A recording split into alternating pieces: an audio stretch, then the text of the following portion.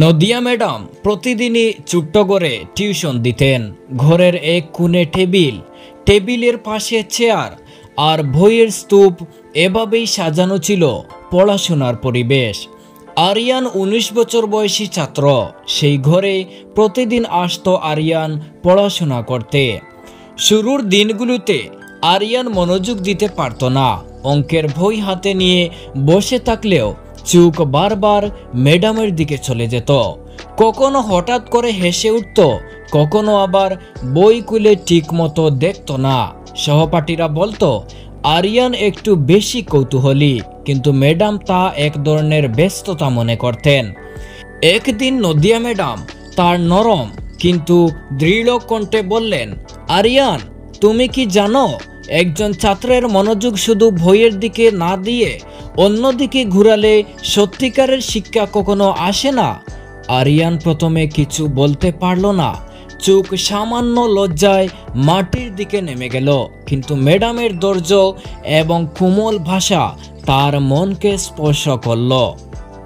আমি তোমাকে শুধু বই পড়তে বলছি না আরিয়ান, আমি চাই তুমি শিখো মনোযোগের মূল্য, দায়িত্বের অনুভূতি এবং জীবনের মূল কথা। তোমার দৃষ্টি ঠিক রাখো, মন ঠিক রাখো, বাকি সব ঠিক হয়ে যাবে। আরিয়ান ধীরে ধীরে বুঝতে পারল ম্যাডাম তাকে শুধু অঙ্ক না, বরং জীবনেও সঠিক পথ দেখাচ্ছেন। পরদিন থেকে সে বই খুঁজে দেখত, মনোযোগ দিয়ে অঙ্কের ধাপগুলো অনুশীলন করত। নদিয়া ম্যাডামের টিউশন শুধু পড়াশোনার জন্য নয়, তিনি ছোট ছোট গল্পের মাধ্যমে শৃঙ্খলা, সহমর্মিতা, ধৈর্য এবং আত্মসম্মানের শিক্ষা দিতেন। কখনো কখনো আরিয়ান তার ভুল বুঝাবুঝি নিয়ে লজ্জিত হলেও ম্যাডাম হাসি মুখে বলতেন, ভুল করা কোনো অপরাধ নয় আরিয়ান, ভুল থেকে শিক্ষা নেওয়া হলো সবচেয়ে বড় শক্তি। সময়টা চলতে থাকলো। আরিয়ানকে এখন পড়াশোনার প্রতি আগ্রহ এবং নিজের দায়িত্বের সচেতনতা দেখা যাচ্ছিল। প্রতিদিনের ছোট ছোট পাঠ তাকে ধীরে ধীরে আত্মনির্ভরশীল, মনোযোগী এবং দায়িত্বশীল করে তুলছিল। শেষে টিউশন শেষ হলে নদিয়া ম্যাডাম মৃদু হাসলেন আর বললেন, দৃষ্টি ঠিক রাখলে, মন ঠিক রাখলে জীবনের সব পরীক্ষায় তুমি পাশ করবে। শুধু বই নয়, নিজের আচরণকেও শৃঙ্খলিত করো।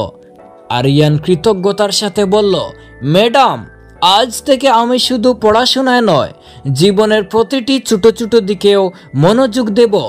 আপনার শিক্ষা না পেলে হয়তো এত দ্রুত বুঝতে পারতাম না। নদিয়া ম্যাডাম জানতেন একজন শিক্ষক কেবল বই পড়ানো নয়, চরিত্র গঠন এবং মনোযোগী ছাত্র তৈরি করাও তার দায়িত্ব। আর আজ আরিয়ান সেই শিক্ষা গ্রহণ করেছে, সম্মান, মনোযোগ এবং আত্মসম্মানের মূল্য। প্রিয় দর্শক, আজকে আমাদের এই ভিডিওটি মূলত তৈরি করার উদ্দেশ্য হলো ছাত্র এবং শিক্ষিকার পবিত্র সম্পর্ককে আরও সুন্দরভাবে ফুটিয়ে তোলা এবং জীবনের মূল্য ছাত্রদের কাছে কেমন তা বুঝিয়ে দেওয়া।